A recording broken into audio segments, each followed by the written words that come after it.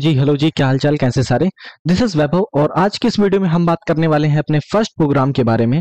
और साथ ही साथ हम उसका जो प्रोग्राम में हर एक चीज कैसे यूज होती है और उसका काम क्या है, यानी कि उस प्रोग्राम का जो स्केलेटन है, ठीक है ना, कि सी प्लस प्लस में कभी भी जब हम प्रोग्रामिंग करने के लिए जाते हैं तो उसमें जो एसेंशियल चीजें हैं वो क्या होती हैं, एक तरीके से बोल सकते हैं सिंटैक्स उसका क्या होता है, वो सभी चीजें हम डिस्कस करने वाले हैं।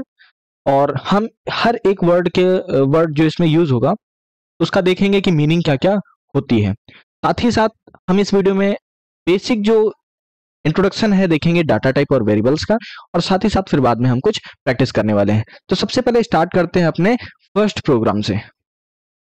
देखिए ये है हमारा फर्स्ट प्रोग्राम, ठीक है ना, और ये प्रोग्राम है ऐसा कुछ, ठीक है। तो सबसे पहले प्रोग्राम पे जाने से पहले हम एक चीज ध्यान में रखते हैं कि जब भी हमारा काम क्या है, हमारा टास्क क्या है कि हमको हेलो वर्ल्ड प्रिंट करवाना है अपनी डिस्प्ले पे, ठीक है। अब जब भी हमको कुछ चीज प्रिंट करवानी होती है सी प्लस प्लस लैंग्वेज में डिस्प्ले के ऊपर, यानी कि कंसोल लॉग में जो हमको कंसोल पे कुछ प्रिंट करवाना होता है, तो उसके लिए अपन यूज करते हैं क्या, सी आउट, ऐसे लिख करके।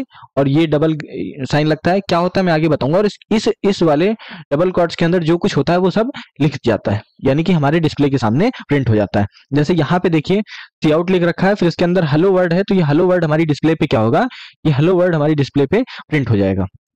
ओके, तो अभी के लिए आप ध्यान रखिए कि अगर हम सी आउट का यूज करते हैं तो हमारी डिस्प्ले पे कुछ लिख करके आ जाता है। अगर हम क्या सी आउट लिखे तो हमारी डिस्प्ले पे आ जाएगा। चलिए प्रैक्टिकल करके दिखाते हैं और फिर दिखाते हैं कि कौन सी चीजें इसमें, ये सभी चीजें हमारी क्यों यूज की जाती हैं। तो उसके लिए हम सबसे पहले चलते हैं अपने रेपलेट पे, और वहीं पे ही हम सारे इसके प्रैक्टिकल्स करने वाले हैं। तो हम आ गए अपने रेपलेट पे, आ गए अपने रेपलेट पे। अब हम यहाँ पे क्या करते हैं, जो मैंने बताया है कि हम जो कुछ भी लिखते हैं, जैसे सी आउट अगर हम लगा के लिखते हैं और डबल हमारे यहाँ पे ग्रेटर देन का साइन होता है, तो इसके बाद हम जो कुछ भी यहाँ पे लिखते हैं वो हमारे सामने क्या होता है, प्रिंट हो जाता है। तो हम चेक करते हैं क्या ये ऐसा सच में होता है कि हम जो कुछ भी यहाँ पे लिख रहे हैं वो हमारी डिस्प्ले पे आ जाएगा। तो हम यहाँ पे क्या लिखते हैं, प्रिंट हेलो वर्ड, ठीक है ना। हेलो वर्ड हमने क्या यहाँ पे लिख दिया है, ठीक है। अब मैं इसको रन करता हूँ, तो क्या लगता है आपको कि जो हमने सी आउट हेलो वर्ड लिखा है वो आ जाएगा। तो देखिए एरर आ रही है, ये देखिए काफी सारी एरर आ रही है, ठीक है ना। अब देखिए सबसे पहले क्या है, अननोन टाइप नेम सी आउट, सी आउट जो हमने यूज किया है वो अननोन है, सबसे पहली बात तो ये। और उसके बाद फिर क्या है, अनक्वालिफाइड आईडी आ रही है, ठीक है ना। तो मतलब काफी सारी एरर आ रही हैं। अब देखो जब भी हमको ये चीज लिखनी होती है, तो ये सबसे पहली चीज तो हम जब भी कुछ टास्क करवाने जाते हैं तो सबसे पहली चीज उसको लिखते हैं इंट मेन फंक्शन में, ठीक है ना। इंट मेन फंक्शन के अंदर लिखते हैं, और फंक्शन जो होता है हमारा क्या होता है हम आगे डिस्कस करेंगे। अभी के लिए आप ध्यान रखिए कि फंक्शन के अंदर लिखते हैं। फंक्शन क्या होता है, एक ब्लॉक ऑफ कोड होता है। ब्लॉक ऑफ कोड जैसे क्या होगा कि वो स्टार्टिंग भी किसी चीज से होगा और एंड भी एंड उस पे होगा। जैसे ये ब्लॉक ऑफ कोड की अगर बात करें तो जैसे ये हमने करली ब्रेसेस लिखा, अब इसके अंदर जो कुछ भी होगा एक तरीके से ये जो हमारा पूरा हो गया ये हमारा ब्लॉक ऑफ कोड हो जाएगा, यानी कि ये एक फंक्शन हो जाएगा, ठीक है। अभी के लिए आप इसका बेसिक जो वो है माइंड में बना सकते हैं, ठीक है ना। सोच सकते हैं कि ये चीज होती है, ठीक। अब उसके बाद हम यहाँ पे क्या करेंगे, यूज करेंगे करली ब्रेसेस का, ठीक है ना। अब जो करली ब्रेसेस है इसी के अंदर हमारा सारा जो हमने कोड लिखा है यहाँ पे ये क्लोज हो जाएगा, ठीक है। अब ये देखिए यहाँ पे करली ब्रेसेस यूज हुआ है, ठीक है। आई होप ये चीज आपको क्लियर हो गई, ठीक है। अब हमने क्या कहा था कि जैसे हमने जब सी आउट लिखा तो हमारा प्रिंट नहीं हुआ कुछ भी, और जब भी हम किसी टास्क को करवाने के लिए जाते हैं तो हमारा इंट मेन जो है, इंट मेन के अंदर ही वो लिखा जाता है। अभी आप आगे काफी सारे प्रोग्राम लिखेंगे करेंगे तो आपके अंदर और ये बात अच्छे से हो जाएगी, पहुंच जाएगी माइंड तक। अभी के लिए ध्यान रखिए हम इंट मेन का ही यूज करेंगे। अब इसको रन करके देखते हैं क्या अब रन हो जाएगा। देखिए अभी भी क्या हो रहा है, जो हमारी पहले एक एरर आ रही थी अनक्वालिफाइड आईडी, अब वो तो यहां से सॉल्व हो गई, लेकिन उसके साथ साथ एडिशनली एक एरर और आ रही है कि सी आउट जो है ये अनडिफाइंड है, ठीक है ना, अनडिक्लेयर्ड है, अनडिक्लेयर्ड है। अब ठीक, अब देखो होता क्या है कि जो हमारा कंपाइलर है वो जब देखा कि सी आउट, जो सी आउट है एक तरीके से ये हमारा एक कीवर्ड है, ठीक है। कीवर्ड क्या होते हैं हम आगे बात करेंगे, अभी के लिए ध्यान रखिए कीवर्ड एक स्पेशल टाइप के वर्ड होते हैं जिनका एक स्पेशल काम होता है, ठीक है ना। जैसे मैंने आपसे बोला सेंड, तो सेंड दैट मीन्स जैसे व्हाट्सएप पे जब आप मैसेज सेंड करते हो या इंस्टा पे आप जब मैसेज सेंड करते हो, सेंड का एक स्पेसिफिक काम होता है, कीवर्ड है। जैसे बोला सेंड तो वो सेंड हो जाता है मैसेज, है ना। वैसे यहाँ पे क्या है कि मान लो जो सी आउट है, सी आउट एक कीवर्ड है और एक इसका एक बैकएंड में पूरा काम है, ठीक है ना। अब वो काम अभी ये जब कंपाइल कर रहा है तो इसको समझ में नहीं आ रहा है, क्योंकि इसको पता ही नहीं है कहाँ है ये सी आउट का वर्किंग कहाँ पे रखी हुई है, वर्किंग सी आउट की कहाँ पे रखी हुई है। उसके लिए हम हेडर फाइल का यूज करते हैं यहाँ पे। समझ में बात। अब देखो जो हमारा सी आउट है, सी आउट तो हमने लिख दिया, लेकिन सी आउट का एक वर्किंग है यहाँ पे। अब प्रिंट करना है हेलो वर्ल्ड, लेकिन वो कैसे प्रिंट करना है, वो किस तरीके से प्रिंट करना है, वो उसका फॉर्मेट और उसका तरीका समझ लो। एक वर्किंग रखी हुई है, एक हेडर फाइल उसके अंदर रखी हुई है, ठीक। इसीलिए हम यहाँ पे क्या लिखते हैं, हैशटैग इंक्लूड आयोस्ट्रीम का हैशटैग लगाते हैं, फिर उसके बाद लिखते हैं क्या, इंक्लूड आयोस्ट्रीम, ठीक है ना। अभी देखिएगा, हैशटैग इंक्लूड आयोस्ट्रीम। अब हमने लिख दिया है हैशटैग इंक्लूड आयोस्ट्रीम। और देखो सबसे बड़ी बात कि जब भी हम इसमें इस मेन बॉक्स के अंदर, ये जो हमारा मेन बॉक्स है, इसके अंदर कोई भी लाइन लिखेंगे और वो लाइन हमारी क्या है, कंप्लीट हो गई है। समझ में बात, वो लाइन हमारी क्या है, कंप्लीट हो गई है, तो हम उसके बाद सेमीकोलन लगाएंगे ही लगाएंगे। ये रूल है, ये इसका सिंटेक्स का रूल है कि जब भी हम कभी ये जो मेन बॉक्स है इसके अंदर कोई लाइन लिख रहे हैं, कोई लाइन लिख रहे हैं कोड की, और वो लाइन जब कंप्लीट होगी तो हर लाइन के बाद लगाना कंपलसरी ही है। अगर नहीं लगाएंगे तो एरर आ जाएगी, ठीक। तो सी आउट हमने लिख लिया। सी आउट कहां होना चाहिए, मेन फंक्शन के अंदर लिखा होना चाहिए, इसलिए हमने इंट मेन लिख लिया, क्योंकि जो हमारा कंपाइलेशन प्रोसेस है सबसे पहले मेन से स्टार्ट होता है। आप अभी देखेंगे 150 200 लाइन के, 70 लाइन के, 50 लाइन के कोड, काफी सारा कोड होता है, लेकिन जो कंपाइलेशन प्रोसेस स्टार्ट होता है वो मेन फंक्शन से स्टार्ट होता है। ये समझ लीजिए एंट्री पॉइंट है। अब मेन फंक्शन जैसे इंटर किया, इसके अंदर जितनी भी लाइन होंगी सब लाइन देखेगा, ठीक है। उसके बाद अब देखो सी आउट की जो वर्किंग है, अभी यहाँ पे आ रहा था अनडिक्लेयर्ड, क्योंकि सी आउट डिक्लेयर नहीं है। अब हमने क्या किया है, इसकी जो हेडर फाइल है वो यूज कर ली। अब क्या हम इसको एग्जीक्यूट करने के लिए जाएंगे तो रन होगा, एक चीज देखते हैं, फिर उसके बाद एक एरर इसमें और आएगी, फिर उसके बाद सॉल्व हो जाएगा अभी, ठीक है। अभी देखो नहीं आ रहा है, ठीक है, सी आउट नहीं आ रहा है, ठीक। अब इसके लिए अब क्या करना है, देखो अब जब सी आउट का यहाँ पे भी आउटपुट नहीं आ रहा है तो इसमें क्या एक चीज हो रही है कि हमने इसका एक यूजिंग नेम स्पेस स्टडी जो होता है वो हमने यूज नहीं किया है। अब देखो आप यहाँ पे using name space study use करो, या फिर आप यहाँ पे सी आउट से पहले, ये जो सी आउट है ना, इससे पहले आप एसटीडी और डबल कॉलन ये यूज कर लो। अब देखो एसटीडी डबल कॉलन आप यूज करेंगे, अब इसको एग्जीक्यूट करेंगे तो देखो एग्जीक्यूट हो गया, हेलो वर्ल्ड आ गया है, ठीक है ना। और साथ ही साथ हमको लास्ट में रिटर्न जीरो भी यूज करना पड़ता है। अब रिटर्न जीरो क्यों यूज करना पड़ता है हम आगे अभी आपको थ्योरी में बताएंगे। रिटर्न जीरो, और इसमें भी क्या लगेगा हमारा सेमीकोलन, ठीक है। अब ये चीज हमारा एक समझ लीजिए फॉर्मेट ही है, ठीक है। अब हम इसको एग्जीक्यूट करते हैं, अभी कोई इंपैक्ट पड़ेगा नहीं हालांकि, लेकिन हम रिटर्न जीरो लिखेंगे। अब देखो हेलो वर्ल्ड आ गया है।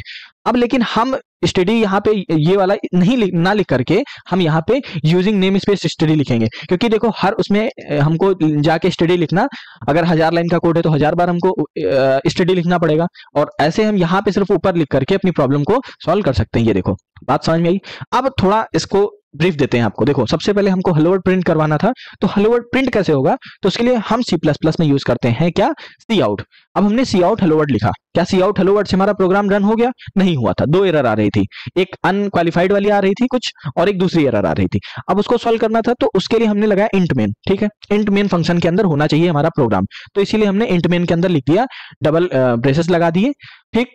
अभी ये चीज आप ऐसे ही टर्म याद रखिएगा, ठीक है। फंक्शन ये मेन फंक्शन है, और ये इंट क्या है मैं आगे बताऊंगा। अभी के लिए आप इसको ध्यान रखिए, जैसे मैं याद करवा रहा हूं, ये याद कर लीजिए, ये याद कर लीजिए, ये और ये सारी चीजें, ये जो लिखना है वो अभी मैं बता रहा हूं, ठीक। तो इंट मेन आ गया। अब जो सी आउट है इसकी फंक्शनैलिटी, इसका जो काम है, इसका क्या काम है, वो हमारा इस हैशटैग इंक्लूड आयोस्ट्रीम वाली इसमें हेडर फाइल में रखा हुआ था, और उसके लिए हम इसमें यूज करते हैं यूजिंग नेम स्पेस स्टडी। एक तरीके का फॉर्मेट है किसी चीज को प्रिंट करवाने के लिए हमारे C++ में, तो इसके लिए हम इसका यूज कर रहे हैं। अब उसके बाद जैसे हम इसको एग्जीक्यूट करते हैं तो देखो हमारे सामने क्या हमारा आउटपुट आ जाता है, ठीक है। आई होप ये चीज आपको क्लियर हो गई होगी। अब चलते हैं अपने थ्योरी पे, वहां पे चल के थोड़ा और डिस्कस करते हैं इन सभी चीजों के बारे में।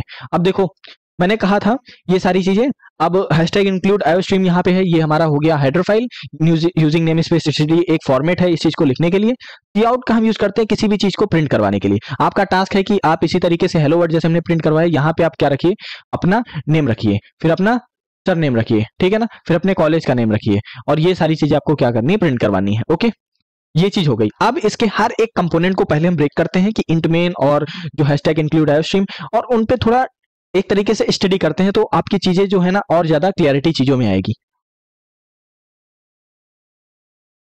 देखो आप सबसे पहले बात करते हैं सी आउट हेलो वर्ल्ड। देखो ये क्या है, this line prints hello world to the screen. Cout means क्या, कंसोल आउटपुट होगा। देखो जब भी आप सी आउट के अंदर कुछ भी लिखोगे, सिर्फ हेलो वर्ल्ड नहीं, जो कुछ भी आप लिखोगे, सी आउट लिख के आप सी आउट लिखे, फिर उसके बाद डबल कॉलन लगा दिए, ठीक है ना, जैसे आपने लिखा सी आउट, ठीक है ना। और ये चीज अभी आप याद रखो, ये ऐसे ही लगता है, ठीक है, ये चीज लगती है, ठीक। जब आउटपुट हो तो ऐसे लगेगा, जब इनपुट लेना हो तो ऐसे लगेगा।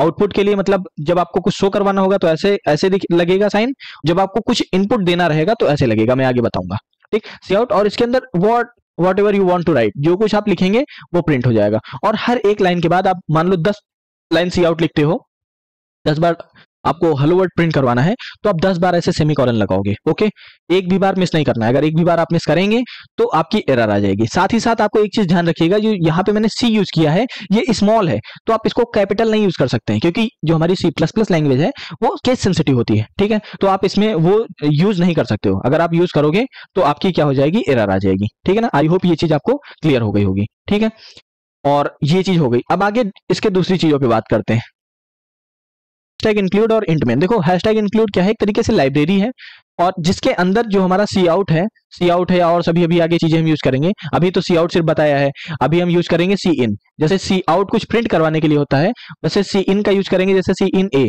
तो इसका क्या काम है, ये कुछ इनपुट आपसे लेगा, ये कुछ यूजर से इनपुट लेगा। ठीक है, यानी कि हमको कुछ इसमें इनपुट देना रहेगा। तो इनकी सबकी जो फंक्शनैलिटी है, ये क्या काम करेंगे। ठीक है, जैसे सी आउट है, सी आउट मैंने लिखा है, इसका क्या काम है, इसका काम जो है एक तरीके से समझ लो एक डायरी में लिख के रखा है। ठीक, अब मैंने आपको इंस्ट्रक्शन दी, ये तरीके से इंस्ट्रक्शन ही देता है कंप्यूटर। ठीक, तो हमने जैसे आपको इंस्ट्रक्शन दी डू इट। ठीक, अब डू इट क्या, डू इट आपको क्या काम करना है, और उसके लिए मैंने एक कॉपी दे दी आपको, मैंने कहा डू इट, और साथ में वो कॉपी पकड़ा दी। तो आपने डू इट को उस कॉपी में मैच किया कि डू इट के नाम से क्या लिख रखा है, गेम खेलना लिख रखा है, पढ़ाई मेंशन है उसके साथ में, या फिर बाइक चलाना मेंशन है। तो मैंने डू इट के साथ मेंशन किया ऐसे रीड करना, पढ़ाई करना। तो जैसे आपने, मैंने बोला आपसे रीड इट, और एक फाइल दे दी, और फाइल में आपने खोल के देखा रीड इट के, डू इट के सामने लिख रखा है क्या, स्टडी, तो आप बैठ के स्टडी करने लगे। ठीक है, या डू इट के सामने लिख रखा है बाइक राइडिंग, तो आप बाइक राइडिंग करने लगे। या डू इट के सामने लिख रखा है मैंने प्लेइंग चेस खेलना, या गेम खेलना, या फ्री फायर या पबजी कुछ भी खेलना, व्हाटएवर। ठीक है, तो आप वो काम करने लगे। तो वैसे ही सी आउट जब ये रीड करेगा, कंपाइल करेगा, कंपाइल देखेगा सी आउट का क्या काम है, वो फिर जाएगा हेडर फाइल के पास, देखेगा हाँ भाई सी आउट का ये काम है, और वो फिर फाइनली आपके सामने आउटपुट प्रिंट कर देगा। ओके, अब देखो इंट मेन जो है, इंट मेन ये आपका ब्लॉक, ये जो समझ लो बहुत इंपॉर्टेंट है। कैसे इंपॉर्टेंट है, देखो कितना बड़ा कोड हो, ये कितनी ज्यादा लाइन ऑफ कोड हो, ठीक है ना, कितनी भी लाइन हो, ऊपर से नीचे हमारा क्या करेगा, ये हमारा जो वो कंपाइलर है वो ऊपर से नीचे तक ऐसे इसको रीड करेगा। ठीक है ना, कंपाइल करेगा। ठीक है, और जहां देखेगा इंट मेन, ठीक है ना, इंट मेन, अब इंट मेन जहां मिला उसको, ठीक, उसके बाद जो ब्रेसेस है ना उसके अंदर वाला सारा कोड ये क्या करेगा, कंपाइल करेगा। ठीक, सबसे पहले ढूंढता है इंट मेन, जहां इंट मेन मिला उसको पकड़ेगा और वहीं से क्या करेगा, कंपाइलेशन स्टार्ट कर देगा। तो एक तरीके से कह सकते हैं इंट मेन जो होता है हमारे प्रोग्राम जब एग्जीक्यूट होता है उसका एंट्री पॉइंट होता है वहां से। ओके, बात करते हैं यूजिंग नेम स्पेस स्टडी। देखो यूजिंग नेम स्पेस स्टडी एक तरीके का फॉर्मेट है जिसका हम यूज करते हैं। ठीक है, और राइटिंग सी आउट, जैसे सी आउट के लिए हम सी आउट का जो वो एक स्टैंडर्ड है उसके लिए हम इसका यूज करते हैं। अभी के लिए इसको आप क्या करिए, स्टार में इस पे लगा देता हूं। ठीक है, इस चीज को मैं थोड़ा आगे जाके एक्सप्लेन करना चाहता हूं। ओके, बात करते हैं रिटर्न जीरो। रिटर्न जीरो क्या है, ये हमारे सिस्टम को एक तरीके से बताता है कि हमारा जो प्रोग्राम था सक्सेसफुली क्या हो चुका है, एग्जीक्यूट हो चुका है, रन हो चुका है।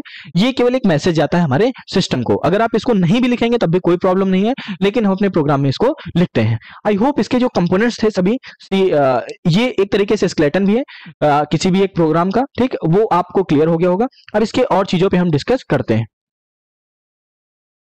देखिए मैंने क्या कहा था कि जब हम सी आउट ऐसे लिख के, आउट ये लिख के इसके अंदर जो कुछ भी लिखते हैं वो हमारे सामने प्रिंट हो जाता है। ठीक, फिर उसके साथ साथ मैंने ये भी कहा था कि सी इन लिख के जो हम ऐसे ऐसे लगाते हैं तो हम क्या करते हैं, इनपुट लेते हैं यूजर से। ठीक, चलिए हम इस चीज को क्या करते हैं वहां पे चल के देखते हैं। ठीक है, अपने अब देखिए, अब मैंने सी आउट ये लिख दिया। अब मान लो इसकी जगह पे मैं क्या यूज करता हूँ, सी इन यूज करता हूँ। ठीक है, अब मैंने क्या किया, यहाँ पे लिखा सी इन। अब सी इन में हमने क्या लिया, यूजर से कुछ इनपुट ले रहे हैं, कुछ भी ले सकते हैं अभी के लिए। जैसे यूजर से इनपुट लिया ए, ठीक है ना, गॉट इट। अब हम जैसे इसको एग्जीक्यूट करेंगे तो अब देखो हमारे सामने क्या आया, हाँ ए ए ए।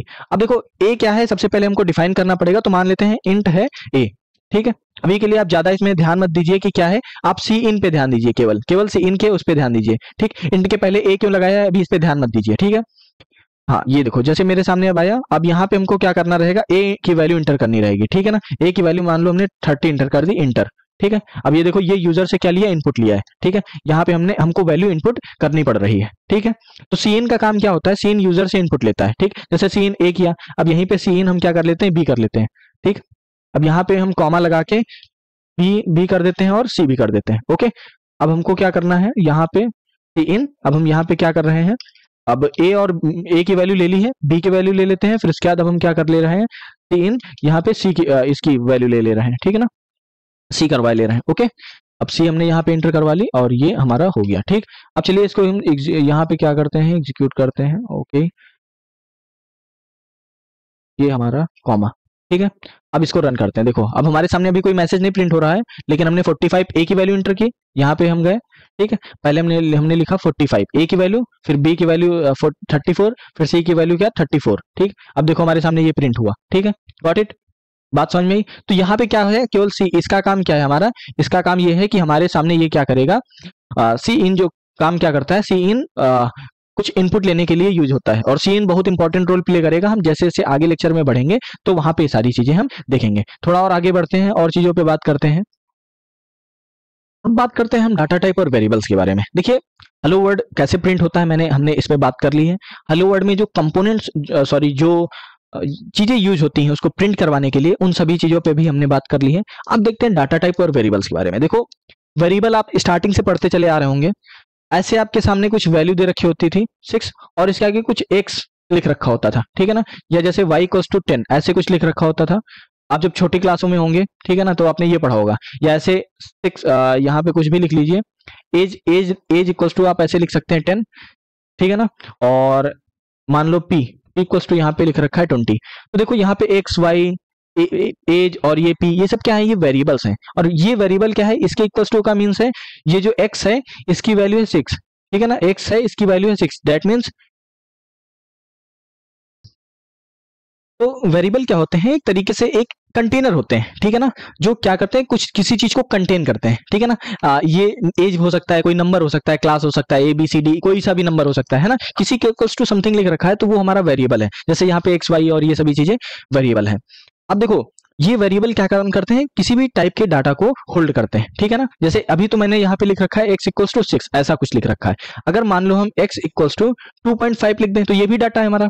अगर यहीं पे हम x इक्वल्स टू क्या लिखे, राम, x इक्वल्स टू लिखे राम, तो ये भी हमारा राम एक डाटा ही है, इंफॉर्मेशन ही है। जैसे नेम इक्वल्स टू अगर मान लो नाम राम लिखे, जैसे नेम लिखा और इक्वल्स टू यहाँ पे हमने लिखा क्या, राम। ठीक, अब राम क्या है, एक हमारा डाटा है और उसको होल्ड कर रहा है कौन, नेम नाम का कंटेनर। और नेम नाम का कंटेनर जो है, नेम को बोल सकते हैं यहाँ पे वेरिएबल। तो हम कहना यहाँ पे ये चाहते हैं कि वेरिएबल क्या होते हैं, एक कंटेनर होते हैं जो कि कुछ ना कुछ होल्ड करते हैं। ठीक, अब डाटा टाइप क्या होते हैं कि ये वेरिएबल को बताते हैं कि तुम किस टाइप का डाटा होल्ड करोगे। मतलब नहीं समझे, जैसे देखो होता क्या है कि आपके घर में मान लो ये एक बॉक्स है, ठीक है ना, ऐसे बॉक्स है, ठीक है ना, और ये बॉक्स मान लो होलो है, ठीक, ये बॉक्स होलो है और ये एक बॉक्स है और ये क्या है, ये पूरा सॉलिड है। अब जैसे देखो होलो है जो, इसके अंदर आप लिक्विड मैटर नहीं रख सकते हो, लिक्विड टाइप का मटेरियल नहीं रख सकते हो, लेकिन जो आपका ये होलो वाला है, ये जो सॉलिड है, इसके अंदर आप लिक्विड रख सकते हो। ठीक, बात क्लियर है। तो अब देखो वेरिएबल जो है एक तरीके से ये भी है एक वेरिएबल, एक तरीके से ये भी है कंटेनर, ये भी है कंटेनर, ये भी है, लेकिन ये कंटेनर क्या नहीं होल्ड कर सकता है, लिक्विड, और ये कंटेनर लिक्विड होल्ड कर सकता है। तो कहने का मतलब यही है कि वेरिएबल तो दोनों है, लेकिन वेरिएबल किस टाइप के डाटा को, किस टाइप की चीज को होल्ड करेगा, डाटा टाइप बताएगा। अब डाटा टाइप इसका यहाँ पे हम कह सकते हैं कि ये हमारा क्या है, सॉलिड है और ये हमारा होलो है, सॉरी ये हमारा होलो तो दोनों ही है, लेकिन इसमें क्या है, छोटे छोटे होल्स है और इसमें होल्स नहीं है। ठीक है, तो ये इसका डाटा टाइप हो गया, डाटा टाइप। ठीक, वेरिएबल दोनों, वेरिएबल क्या है, कंटेनर, लेकिन इसमें होल्स हैं, ठीक है, इस वाले में होल्स हैं, इस वाले में होल्स नहीं है। तो इसीलिए इसका एक क्राइटेरिया है कि इसकी एक लिमिटेशन हो गई कि ये लिक्विड टाइप का रख सकता है और ये लिक्विड टाइप का नहीं रख सकता है। तो सेम हमारा इसमें भी होता है, वेरिएबल सब होते हैं, लेकिन कौन सा वेरिएबल किस तरीके की डाटा को होल्ड करेगा, किस टाइप के डाटा को होल्ड करेगा, वो हमारा क्या है, डाटा टाइप बताएगा। अब किस टाइप का डाटा हो सकता है, देखो अब डाटा पे ही बात करें तो देखो 2.5 ये एक डेसिमल टाइप का डाटा हो सकता है ना, ये डेसिमल वाली वैल्यू हो सकती है। मान लो 15 ये हमारी इंटीजर वाली वैल्यू हो सकती है। ठीक, या मान लो हमने लिखा ए, तो ए किसी का एक नाम का पहला लेटर हो गया, ठीक है ना, नाम का पहला लेटर हो गया, तो एक तरीके से ये हमारा क्या, कैरेक्टर टाइप का डाटा हो गया। ठीक, इसी तरीके से बात करें अगर हम एज, ठीक है ना, एज, तो एज हमारी एक स्ट्रिंग है। ठीक, तो कहने का मतलब ये है कि जो अभी बेसिक डाटा टाइप हम पढ़ेंगे, इंटीजर हो सकता है, डेसिमल हो सकता है, ट्रू फॉल्स वैल्यू हो सकती है, कैरेक्टर हो सकता है, वर्ड हो सकता है। ओके, तो अभी के लिए ध्यान रखिए कि जो आगे हम डिटेल में डिस्कस करेंगे, जो डाटा टाइप होता है वो हमारे वेरिएबल को बताता है कि आप किस टाइप का डाटा होल्ड करोगे। आगे डिटेल में डिस्कस करते हैं।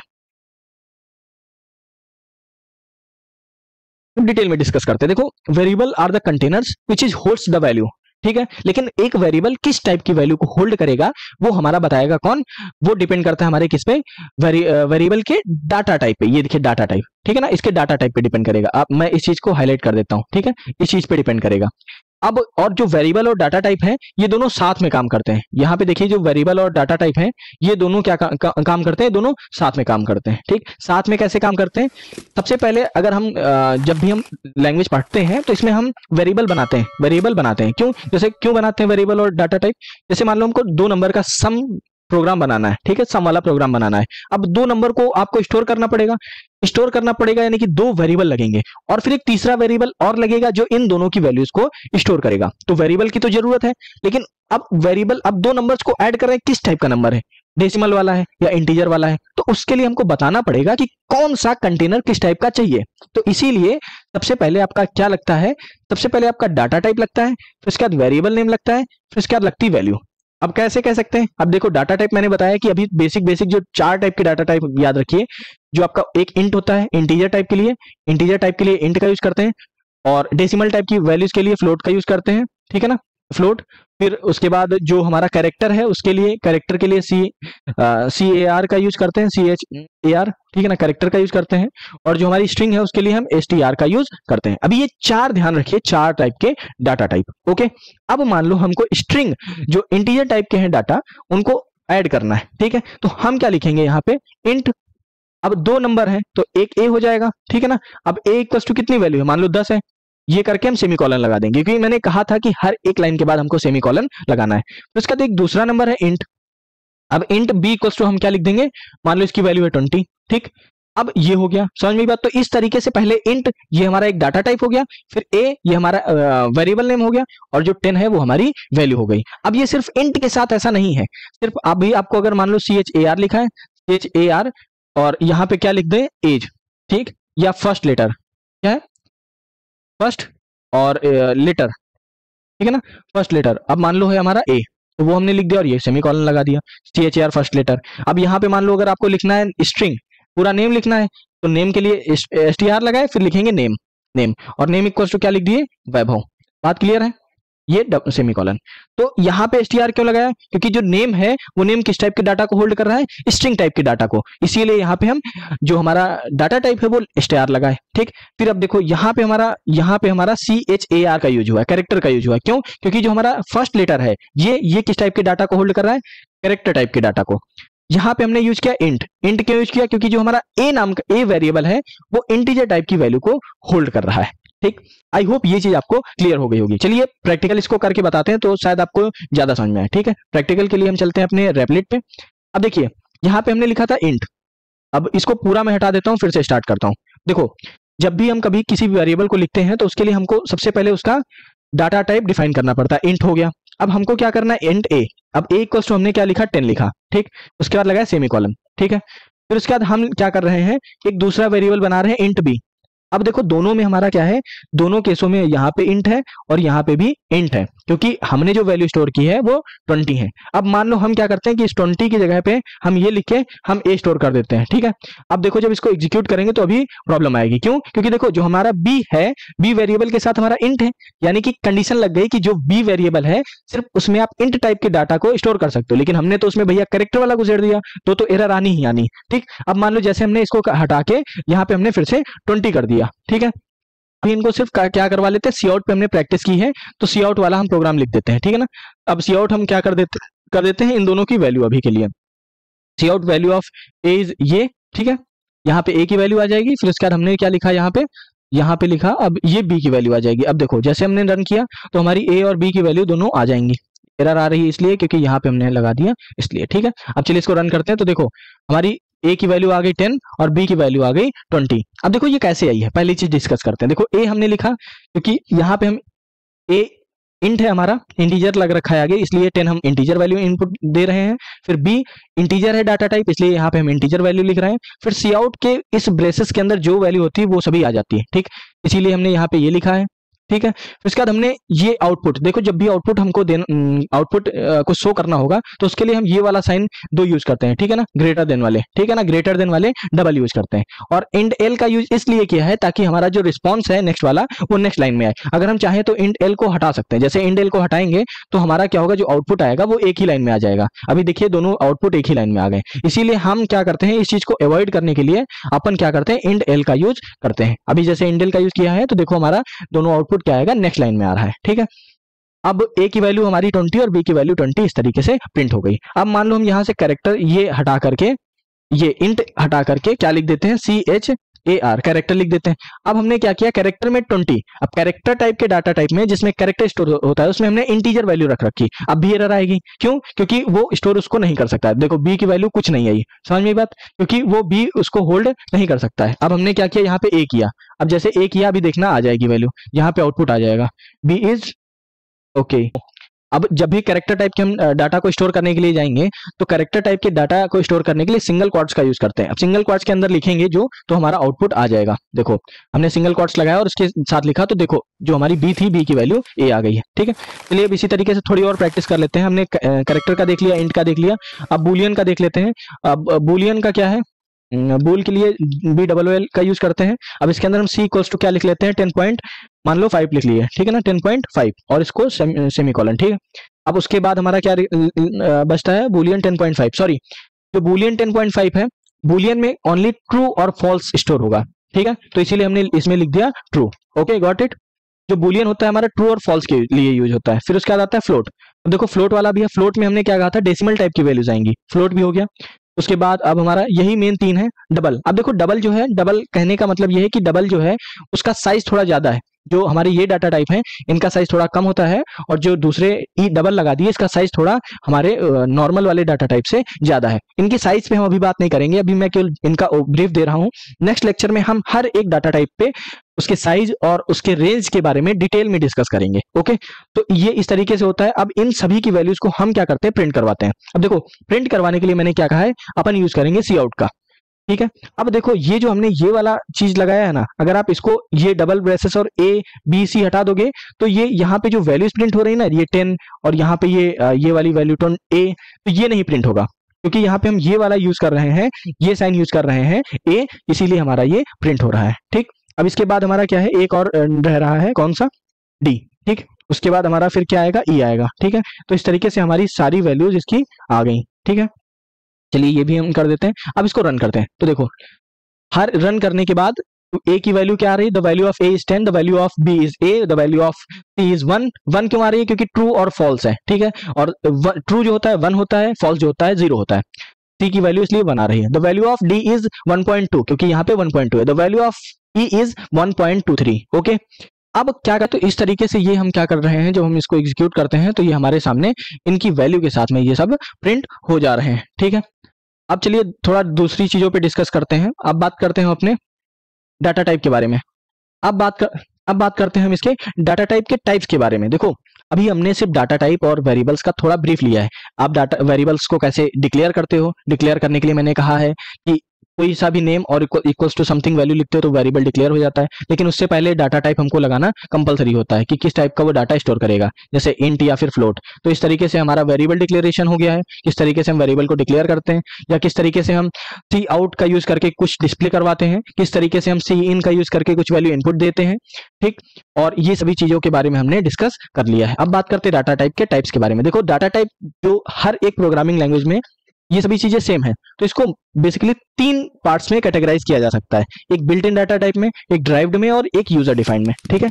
अब देखो बिल्ट इन डाटा टाइप क्या होता है, बिल्ट इन डाटा टाइप वो टाइप होते हैं, बिल्ट इन डाटा टाइप वो टाइप होता है जो बिल्ड होता है, मतलब जिनको हमें बनाने की, क्रिएट करने की जरूरत नहीं पड़ती, यानी कि वो हमारे उसमें पहले से ही होते हैं, जस्ट हम क्या करते हैं उनका यूज करते हैं। जैसे अभी आपने देखा होगा ये फ्लोट और फ्लोट देखा होगा, ठीक, integer, void, character, float, double, ये सभी चीजें देखी। तो ये सभी जो हमारे आ रहे हैं ये हमारे किसके अंतर्गत आते हैं, बिल्ट इन डाटा टाइप के अंतर्गत आते हैं। ड्राइव्ड के अंदर आएंगे हमारे एरे, पॉइंटर, रेफरेंस और फंक्शन, ये सभी चीजें हमारी किसमें आएंगी, ड्राइव्ड में आएंगी। और साथ ही साथ अगर यूजर डिफाइंड की बात करें तो स्ट्रक्चर, यूनियन, इनम और क्लासेस, ये सभी हमारी किसमें आएंगी, यूजर डिफाइंड में आएंगी। ड्राइव्ड वो होते हैं डाटा टाइप जो बिल्ट इन डाटा टाइप का यूज करके बनाए जाते हैं, वो हमारे क्या होते हैं, ये हमारे कौन से होते हैं, जो वो होते हैं जो बिल्ट इन डाटा टाइप का यूज करके बनाए जाते हैं। और यूजर डिफाइंड वो होते हैं जो हम क्रिएट करते हैं अपने यूज के अकॉर्डिंग जिनको क्रिएट करते हैं वो हमारे होते हैं यूजर डिफाइंड। ओके, तो आई होप जो आज के लेक्चर में मैंने पढ़ाया है वो सभी चीज आपको क्लियर होंगी। मैं रिकैप दे रहा हूँ। सबसे पहले हमने प्रोग्राम देखा, फर्स्ट प्रोग्राम देखा कि कैसे हेलो वर्ल्ड प्रिंट करवाते हैं। उसमें हमने देखा कि हर एक चीज का काम क्या होता है, उसका एक्सप्लेनेशन देखा प्रोग्राम का। उसके बाद हम लोगों ने पढ़ा डाटा टाइप और वेरिएबल्स। डाटा टाइप वेरिएबल्स में देखा हमने वेरिएबल क्या होते हैं, डाटा टाइप क्या होते हैं और ये साथ में कैसे काम करते हैं।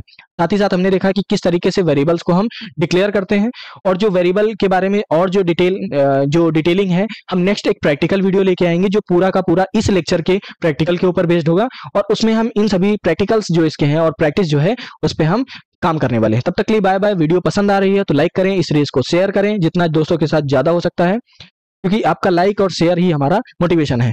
ठीक है, बाय बाय।